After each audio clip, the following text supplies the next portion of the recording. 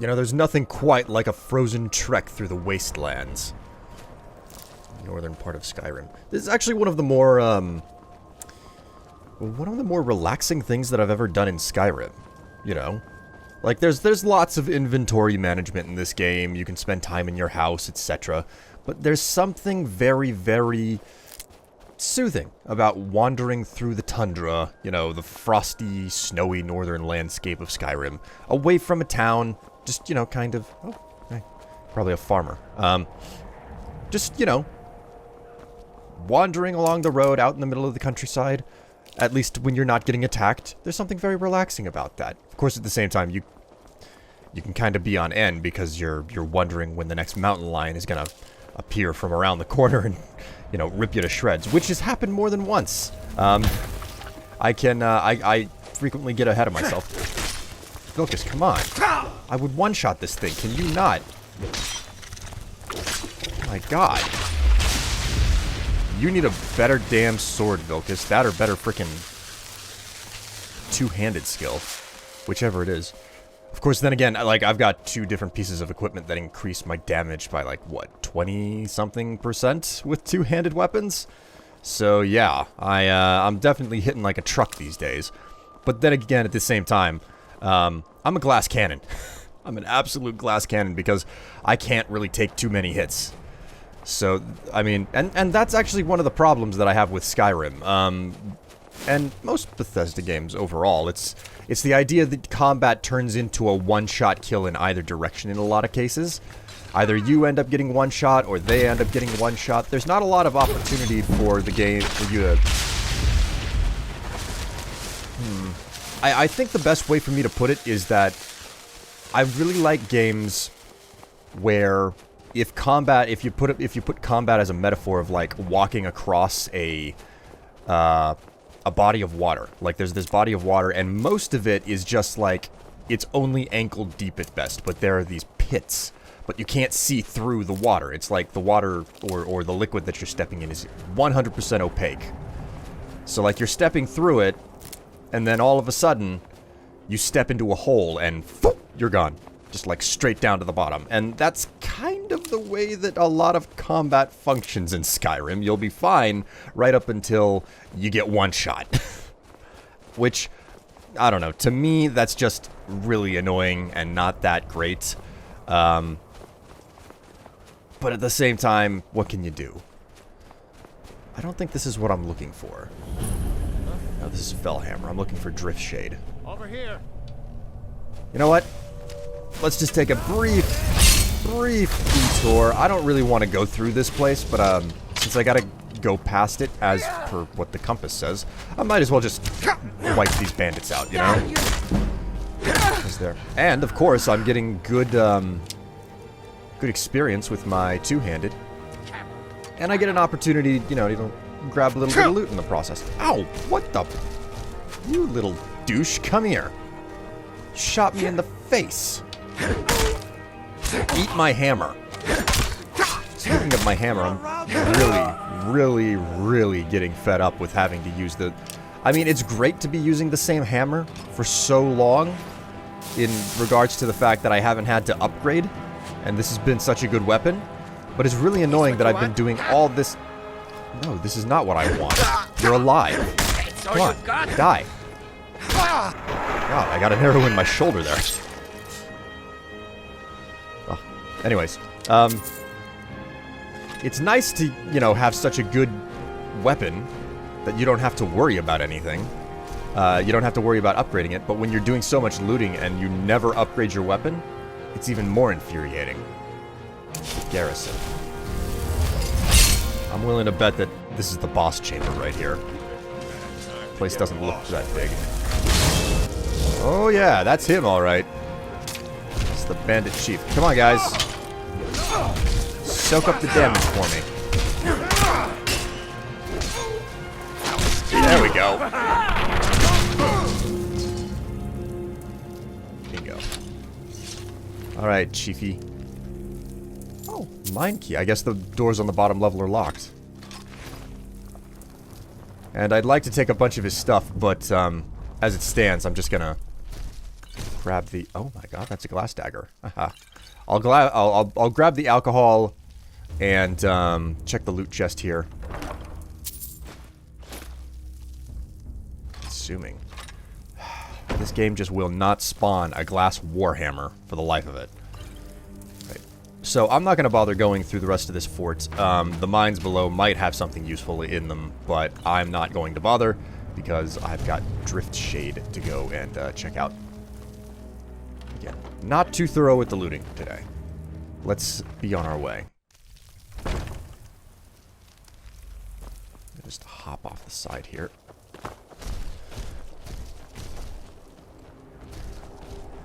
Man, I'm sorely disappointed with Vilcus. His brother, Farkas, despite being dumber, can hit way harder. I was like, I'm kind of without a follower because I can't trade stuff with Vilcus right now. Like, it's he's a quest follower, which means that I can't instruct him on what to do in a lot of ways. So I've got to start thinking about who to take on as a follower next. I've got a couple of ideas, but is this an ore vein? Oh, it is. Check this out. One. Only 2 pieces? Jeez. Usually not the case. Maybe it is true. People have said, you know, like, if you do the animation, you get more ore that was supposedly patched out, like, in the second patch that they ever released for Skyrim. Here we go. Driftshade Refuge. And the Silver Hand. And lots of this. God, they fall over so easy. When they're not proper marauder bandits who wear heavy armor, they always fall over so easy against my hammer. I will just pick all of these. I forget what I'm mixing these with. I have alchemy notes. I don't like have them open though. But every single time, like I stash stuff back at my house. God, my house. I haven't worked on my house in a while. There's still expansions that I can build for it. I need to go back and do that.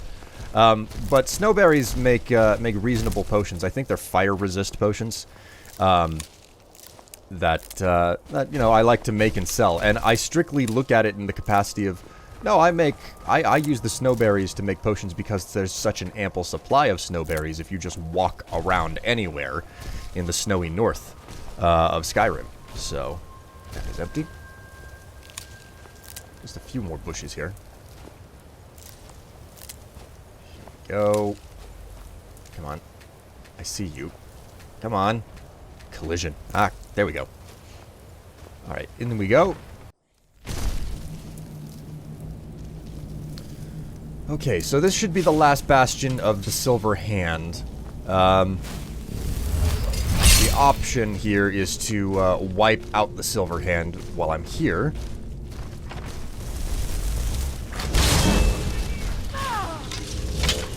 Oh, sweet. Leveled up. Hold together. Jeez. Silver swords. Man, I feel like I've said it before, but I'd really like something that's actually gotten onto my mind is the concept of playing this game Witcher style, and the specific style of gameplay that you would go through is that you rely on alchemy. You carry 2 swords with you, a silver sword and, you know, whatever other sword that you have, and the general idea is that you would need a house first, and that you would always and you'd clear out a place like Driftshade here, or, you know, any other place where the Silver Hand is.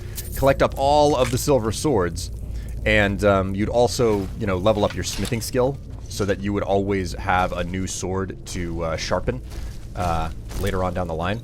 The thing that's special about silver swords, and, you know, don't quote me on this because I'm only roughly remembering at the current moment. I could be wrong about what I'm about to say here, but the general idea behind silver swords is that I believe there's a special bonus to damage towards the undead, and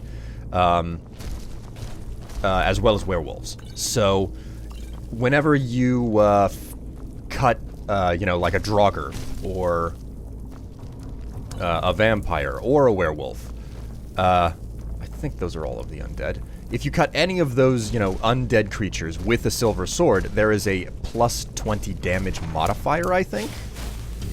It was either it was either an additional 10 or no. Ooh, okay, you were not where I expected you to be. Oh my god, I thought you were. Smash you down. Jeez. Mercy on you. I thought that she was Vilkas.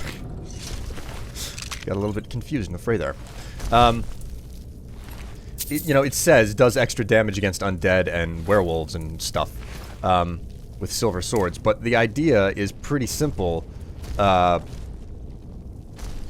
Whenever you attack an undead or something, and it does extra damage, it's like a plus 10 or a plus 20 damage. It's a flat value. It is a very significant flat value, too.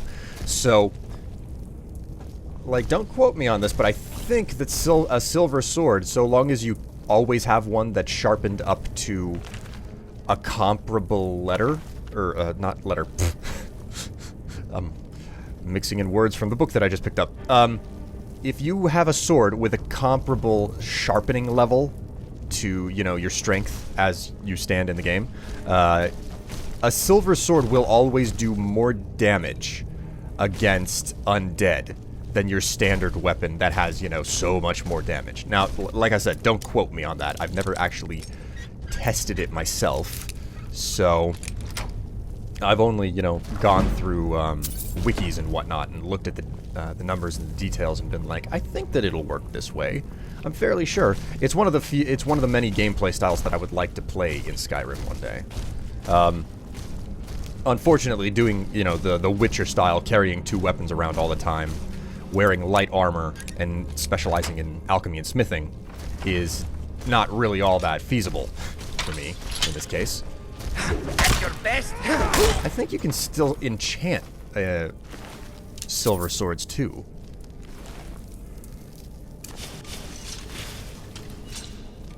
Ooh, excuse me. Oh, I'm all yawny today. But yeah, that's a particular style. Silver swords also have a very, very unique enchanting use, which I will get to much later on in the series. If any of you know what the quote-unquote enchanting use of the silver sword is, congratulations, you know about a pretty... not even pretty, just a very obscure thing in Skyrim, and the use of some of the more on the surface useless items. If you're aware of the silver sword thing, then you're aware of other things that can be used in the same way. I know I'm being cryptic right now, but it's intentional because I'm gonna get around to it whenever the time comes. In any case, God, you guys. All right, cool. I'm gonna. Oh boy. I'm just gonna try to let Vilkas handle it. I mean, I know that he's not all that freaking strong. As far as followers go, I'm very surprised. He's doing way less impressively than Goldir ever did. Okay, so he managed to do it just after I summoned to give him some help. Nice job there, Vilkas. Getting stuff done right and quick.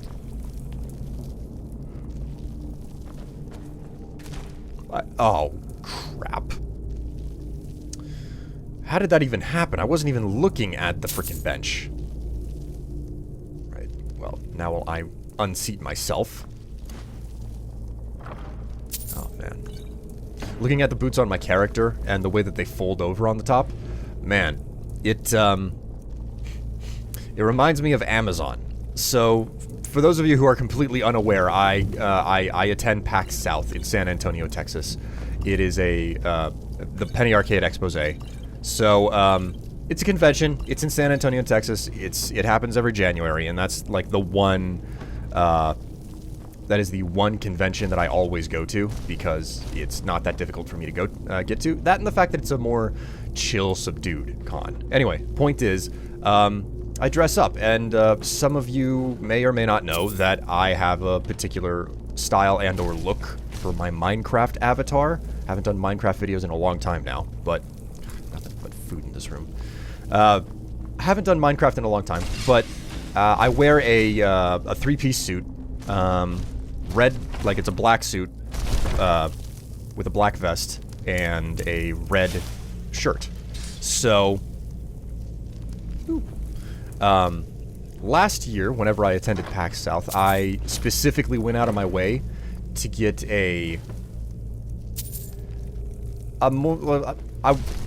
I want to say steampunk. There was nothing particularly steampunk about the suit. It was just, I was wearing a vest that had tails on it. You know, coat, like, it was a coat tail vest. So, I've also got a top hat that goes with it and everything. So, oh my god, she almost killed me.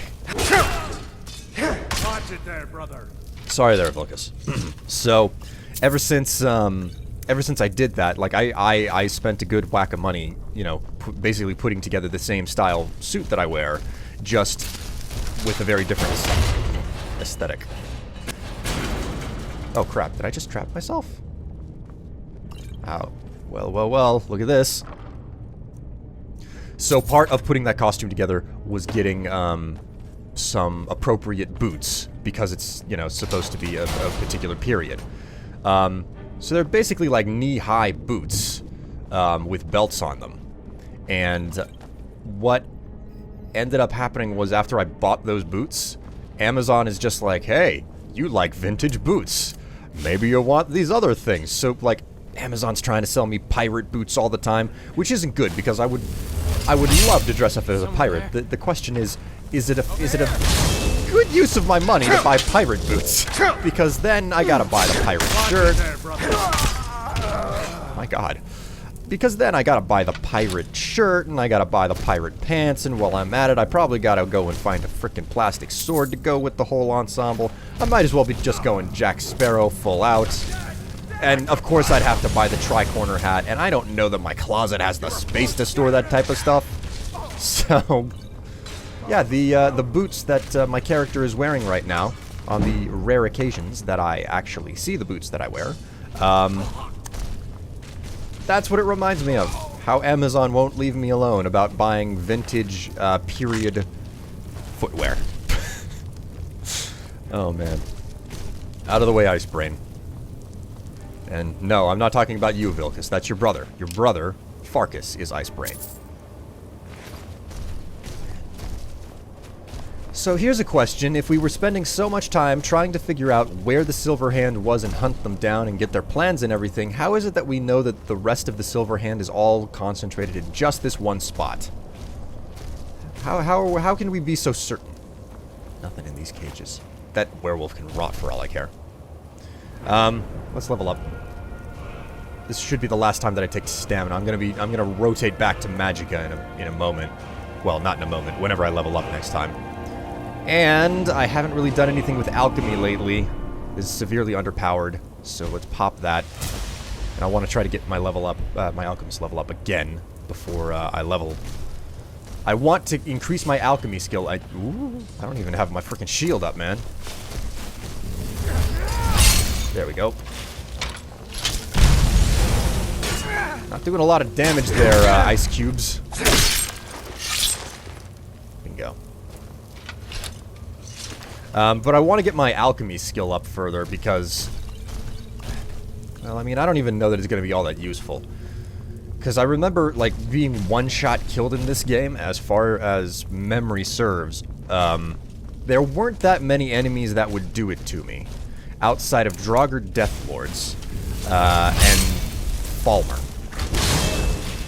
And Charis. I think that's how you say it, Charis. Get out of here, you douchebag. Right. So, ooh. I think we got an archer down there. I'll let the two of you handle it, and I'm just going to inspect the room. There must be something worth taking over here. This is the one thing that I like about playing with followers, helpers, companions, etc.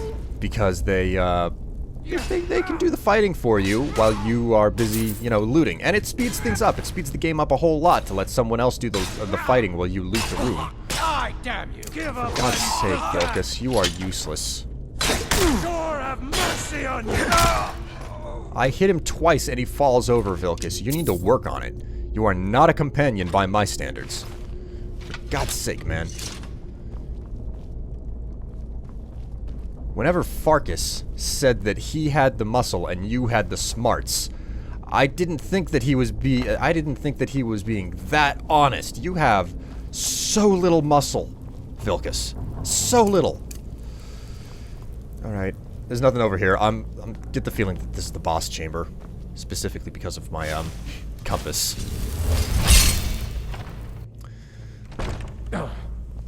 Ooh, careful there. Don't want to frickin' stub your toe on the stairs, Vilkas. You might fall over dead. God. I'm being very, very salty. Yeah, sure enough, this is the, this is probably the room. Again, as it were. I am hitting Vilkas more frequently than anyone else. Oh my god! Frickin' bashed my frost atronach into an oblivion. Come here, you. I'm really curious how many concussions I have at this point with the number of head bashings I've done. Well, they went down way easier than I expected them to. I was thinking that there would be more trouble. I mean, admittedly, they did remove my summon almost instantaneously. Star. Last year, the first era. Huh. Fragments of Wuthrad. There we go. Let's see what else we've got here. Warrior. What is this? Nothing? Oh my god, that was very slow to trigger. I'm starting to wonder if there's something wrong with my computer because that's been happening every so often with stuff. Things will trigger awfully late. And I'm over encumbered. Great. Wish I could take some of this armor. So pretty. Not that I would wear it, but yeah. Anyway, let's yeah, let's dump some dwarven bows. I don't need these. And over here, wine, feathers, cure disease, silver ingot. I don't know if I'm ever going to use the silver. I mean, in all honesty, the longer this series goes, the more likely it becomes that I will, like, stop using the weapons that I use once I max it out, and just start using different weapons that I'm not experienced with. In which case I will experience an entirely new type of difficulty curve. Revenant glass sword. And I'm over encumbered again. Brilliant. Just why not?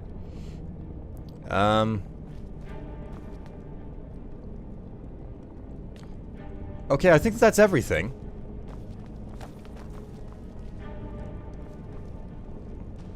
Yep, looks like that's good. And I did wipe out all of the silver hand. That was an option. Didn't have to. So, now that that's all sorted out, let's get the hell out of here, hey? We're done with Driftshade Refuge. We just gotta, you know, trek... Just basically get ourselves out of the dungeon and trek back to Whiterun. I mean, I'm so damn weighed down. I am going to have a heyday back in town selling all of this stuff off.